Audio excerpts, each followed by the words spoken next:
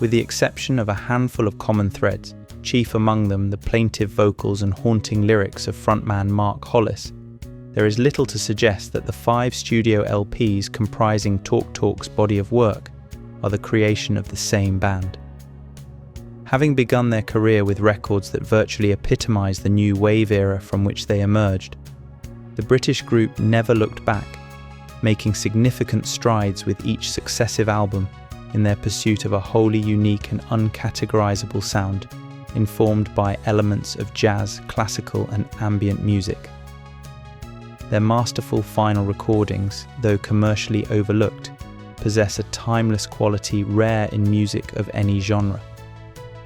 In retrospect, they appear to mark the clear starting point for the post-rock movement of the 1990s. The story of Talk Talk begins with singer-songwriter Mark Hollis, the younger brother of Ed Hollis, a disc jockey and producer who later managed several punk-era bands, including Eddie and the Hot Rods. Mark originally intended to become a child psychologist, but in 1975 he left university and relocated to London, eventually forming a band called The Reaction. Ed Hollis called in a few favours, and in 1977, The Reaction recorded a demo tape for Island Records. Among the tracks was a Hollis original titled Talk Talk, which later appeared on the Beggars Banquet punk compilation Streets. After releasing just one single, 1978's I Can't Resist, The Reaction disbanded. Through his brother, Hollis was introduced to bassist Paul Webb, drummer Lee Harris, and keyboardist Simon Brenner, with whom he formed Talk Talk in 1981. After recording several demos with producer Jimmy Miller, Talk Talk signed to EMI, which assigned Duran Duran producer Colin Thurston to oversee their first 2 singles, Mirror Man and Talk Talk. Clearly, EMI intended to mould the band in the spirit of the new romantic movement, even selecting them as the opening act for Duran Duran's 1982 UK tour. Their debut LP, The Party's Over, was very much a product of its time, defined by contemporary synth-pop sensibilities, but with an honesty and lyrical depth that set it apart from most other records of the moment. In 1983, Talk Talk returned with the single My Foolish Friend, which marked a notable step forward from the first album, offering a denser and more mature sound. The subsequent dismissal of Brenner made it clear that the band's reliance on synthesizers was firmly behind them.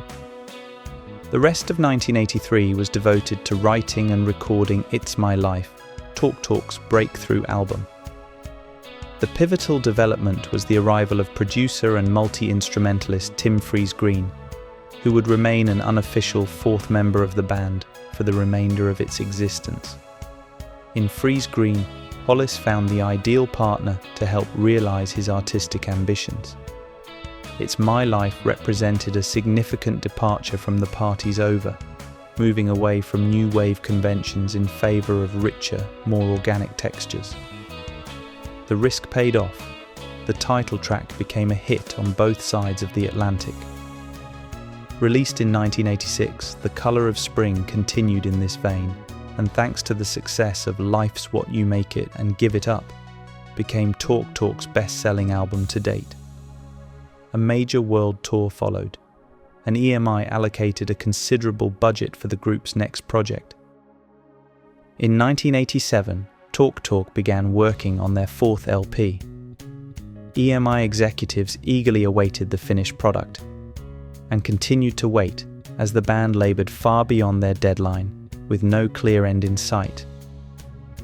With costs already exceeding the budget, Hollis refused to provide advance tapes to the label and informed EMI that not only would there be no singles from the record, but that the group would not perform live in support of its release due to the impossibility of recreating the album's complex arrangements on stage. After some 14 months in the studio, Spirit of Eden was finally released to widespread critical acclaim, though it met with little commercial success. An intricate meditative work, it bore little resemblance to conventional pop music, with its lengthy compositions and spacious organic arrangements, aligning it more closely with jazz in tone and texture. Relations between EMI and Talk Talk had by this point deteriorated significantly. The label issued an edited single version of the Spirit of Eden track, I Believe in You, without the band's consent. The group ultimately parted ways with EMI, but not before the label launched a lawsuit, accusing them of producing an anti-commercial album, a case that was subsequently dismissed. EMI also released 2 compilations, Natural History and History Revisited, without the band's involvement. Talk Talk then signed to Polydor. Paul Webb subsequently departed, and the band recorded the masterful Laughingstock largely with the help of guest musicians. Released in 1991, the album represented a complete break from convention, embracing an almost free-form approach. However, it also proved to be Talk Talk's final studio release. In 1992, Webb and Harris reunited to form Orang, while Hollis withdrew from the public eye, eventually emerging with a self-titled solo album in early 1998.